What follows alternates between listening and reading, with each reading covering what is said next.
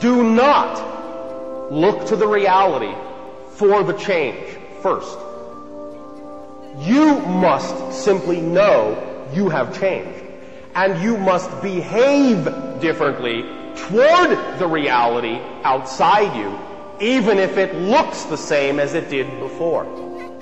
When you behave differently, when you behave as if you have changed, regardless of how the reality still may look, that's when you really have changed and when your reality can then really reflect the change. But if you are waiting for the reality to show you that you have changed, then you haven't changed.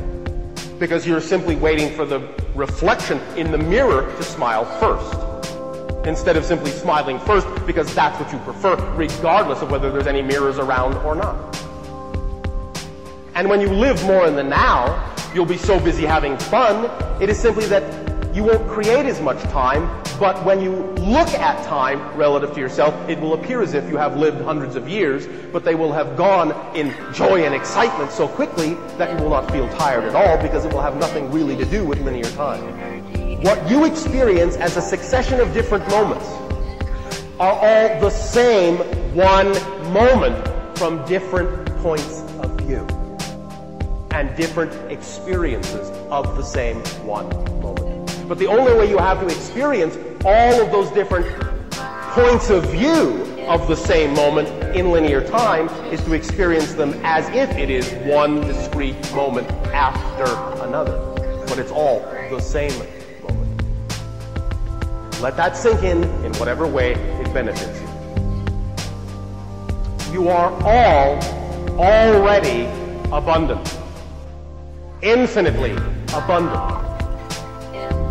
You must allow yourself to understand the idea of acting on your joy, the idea of feeling the energy of excitement within you is its own sufficient idea.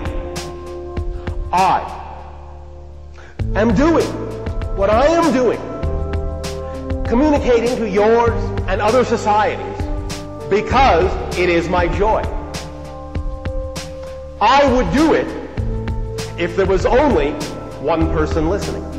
I would do it if no one was listening.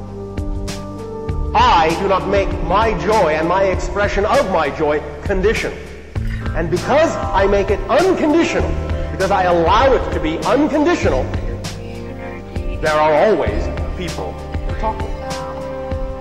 I don't have to think about it. I don't have to plan for it.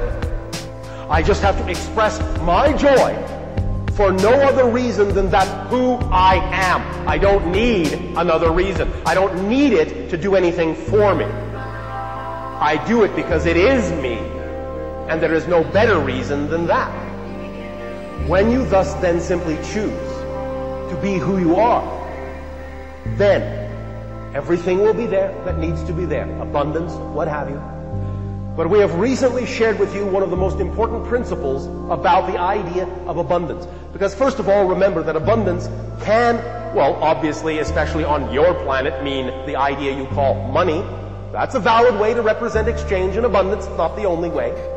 The idea of abundance really is simply the ability to do what you need to do when you need to do it, period. That's abundance.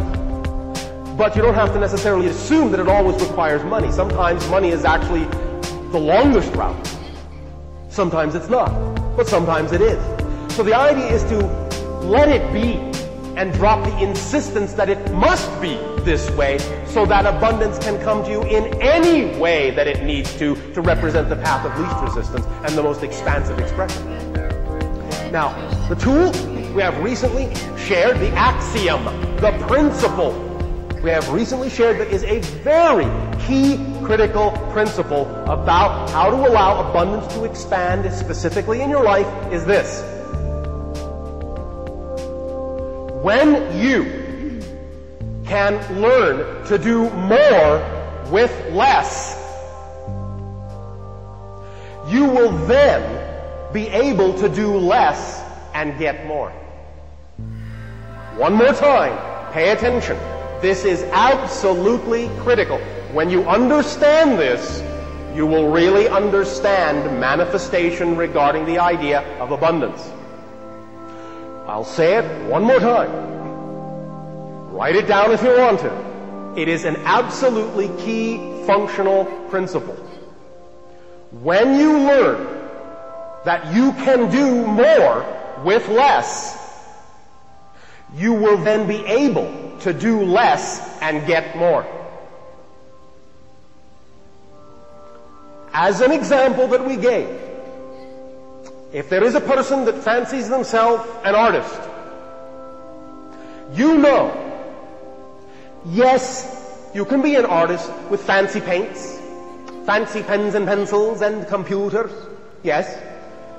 But if all you have is a burnt stick, a charcoal stick, burnt in the fire and scratched on a cave wall, you are no less an artist. If you judge that the burnt stick somehow doesn't allow you to be an artist, as much of an artist as the person with all the high technology, that is where you get yourselves into trouble and where you short-circuit your ability to attract abundance. When you can do as much as you possibly can imagine you can do with what you have, when you can do more with less, if you just have the burnt stick and you create beautiful images with the burnt stick, do as much as you can with the burnt stick, create beautiful sculptures with the burnt stick, then that act will radiate out and will attract to you other individuals, other circumstances who will then begin to interact with that level of energy, that level of conviction you put out, and that will bring you more opportunity to get more by doing less. And don't you observe in general that the most quote-unquote accomplished artists among you can actually just squiggle a few lines and it's considered a masterpiece worth millions? Don't you notice that in the evolution of many of your most powerful artists?